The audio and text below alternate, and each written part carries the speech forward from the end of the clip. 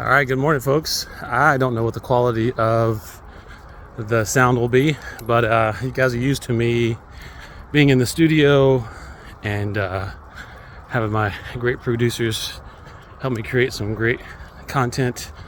This looks really polished. Today, you get me out on a walk. So, just life and walking the dog. So I may have to stop to clean up poop. Say hi to a few neighbors as I'm walking by. So just life. That's what you get today on the Heart Work podcast. So we'll see where things go. So to catch you up a little bit, what's been going on? Chloe and I had the great privilege last week of going and doing some marriage and parent coaching with a couple. Got to spend Wednesday through Saturday with them, hanging out, talking through their life, their goals, how to help them through that process. And so yeah, it was really good. Good morning. Great chance just to work together. But you know, it's yeah, we got to do it. It was fun. So in doing so, you know, there's some things I think that came up for me that I don't know that I had. One, I know I haven't recorded, but two, I just haven't given a lot of thought through lately. And so you guys know that I've been doing some writing, and that's still a process. That's just all I can tell you. It's a process. But in doing it, this time last week, there's a few things that came up. They're the dogs.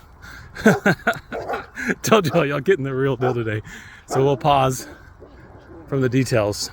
But so in our time together, there were some things in talking with this family. What's beautiful about getting to coach parents is in an environment in which we did it, which is this great chance to just take some of the guards down that have to go up with counseling, and just allow for the process to flow. And this couple is believers, and so just to talk through their own struggle spiritually, maybe some things that they have experienced in difficulty in their marriage, difficulty in parenting. Again, it kind of brought up some other things that I think, again, I've talked about, but I'm not really sure how much of that I've really recorded. So in writing and thinking through things, one thing that really kind of stood out was, you know, I've written a lot and I do a lot of talking with families about parenting and how to model things for their kids. Y'all may or may not be from the generation that says you're better seen than heard. And even if you're seen, sometimes that could be an issue. So maybe not really feeling like you have much of a voice when you're a child. So sometimes we really want to make sure that we have a voice as adults. But one thing I thought through that I think was really kind of monumental was, in all of this work, why am I doing it? Why am I even on this journey? One, I'll be just straight out there and straightforward and say it's my calling. Like, I know it's what God has called me to. But I had to do a little bit of self-searching this week where I realized that sometimes the work that I'm doing is an attempt to continue to prove my value and to prove my worth. And, you know, in the employment area, your careers, it's usually pretty easy to get to this place where if you perform well, people applaud you. If you produce well, you get awards. If you work harder, maybe you get more money.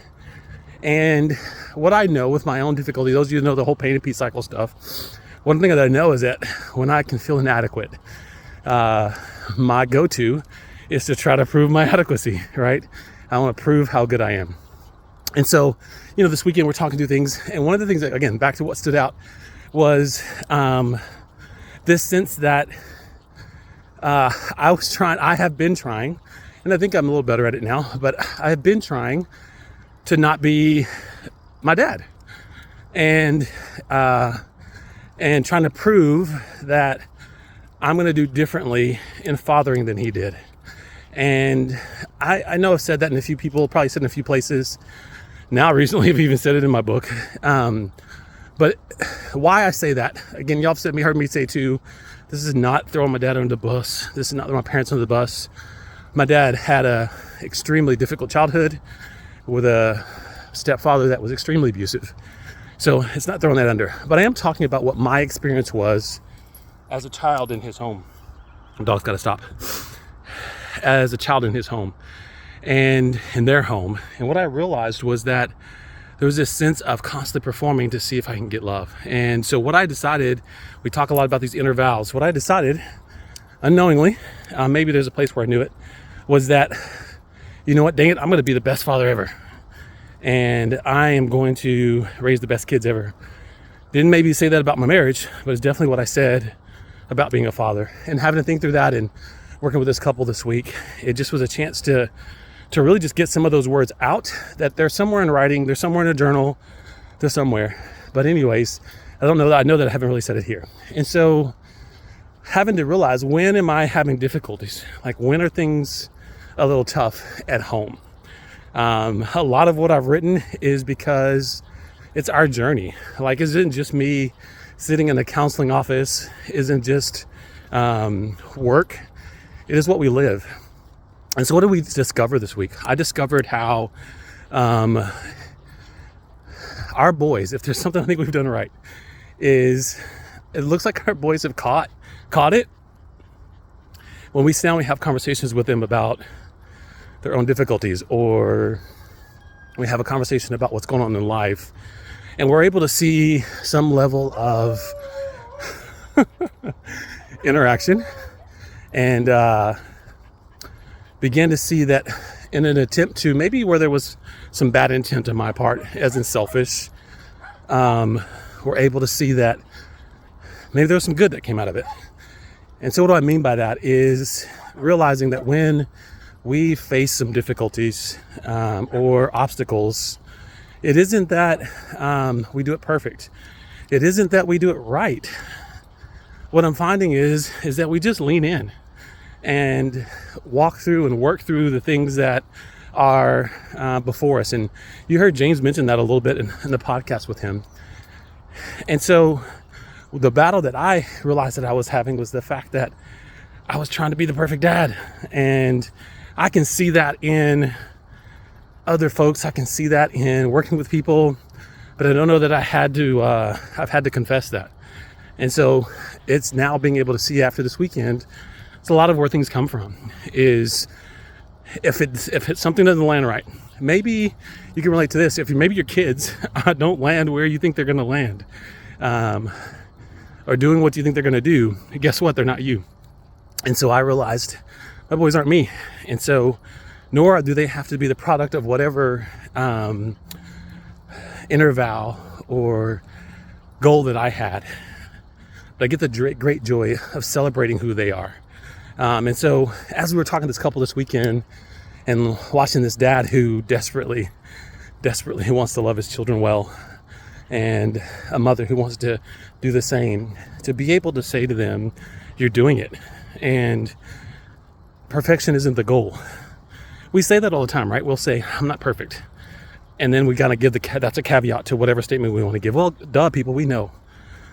None of us are. That's just what it is. None of us are perfect. But what I was able to encourage this individual with, and my wife even being able to speak over him, that he's a shepherd. And what does a shepherd do? He protects his flock, guides his flock, loves his flock. As we see in scripture, that shepherd would leave all the sheep that it is covering and watching over. And if one astrays, that it will leave that flock and go find it. So that's love. And so what I began to realize is how much I love my boys, how much I love my wife and want to do this well. But it's not about perfection. It's not about doing it well. It is about being able to recognize when I am struggling over my perfection, it's easy to project it onto my boys. And if they maybe don't see something the way I see it, or do things the way I think they should do it, doesn't mean, one, that I failed as a father, but it definitely doesn't mean that they have failed as sons. And so, I don't know, maybe my encouragement challenge to you today is to begin thinking about when you're engaging with your kids, when you are walking this journey as parents, and you find yourself bumping up against your kids, and you find yourself frustrated in parenting, when you find yourself feeling like you've just jacked it up, It's okay to stop and to pause a little bit and just give credence to what it is. It's likely your own thing stirring up. Excuse me. It's likely what's going inside of yourself. And just to do that own individual internal evaluation, to ask what truly is going on inside of myself that I'm reacting to my children in a way that is negative. And it's possible. So before I say that, it is possible that your kids are making bad decisions. It is very possible that your teenager is being a teenager. So I'm not minimizing that. But what I am saying is there's this need for an internal dialogue or this internal evaluation of, why am I so dysregulated? Why am I struggling so much with engaging my child? Is it because you are doing too much to try to make them yourself? Are you doing too much to try to make them perfect? And overall, what I've seen in my own life, and maybe that lives of others, is that is an attempt to potentially fulfill some inner vow that you created that unfortunately your children had nothing to do with. And so the encouragement becomes, is in doing so, as I am on the journey with you, is being able to celebrate my boys for who they are and love the uniqueness of who they are. And just like myself, just like my father, to be able to love the flaws that are in them because they have them just as much as we do. And so to be able to offer grace to ourselves, to be able to offer encouragement, discipline, maybe some point rebuke of our children if that's what's needed, but I'll be able to receive that as well. And what I know, what I can be confident in, is that in doing so, in modeling it, not just saying it because we so want to teach our children so much and we want to verbally say all the things that need to be happening in their lives, and yet oftentimes that may completely contradict what they are observing, and particularly observing in you.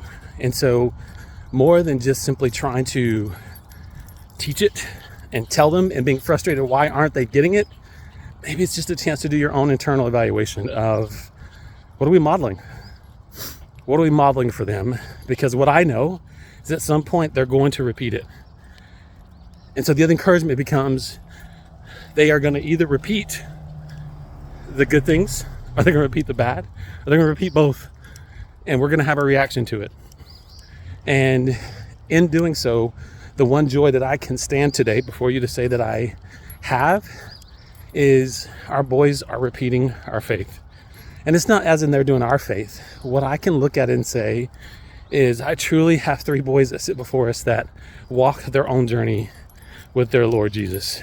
And despite career choices, despite relationship choices, any of those things, they have a relationship with Jesus that's theirs. And though somewhere I'm sure I made that statement, so somewhere I made that vow, I don't know. But what I can say is we've done our very best to try to model what following Jesus looks like. Going back to, I did not say model perfection.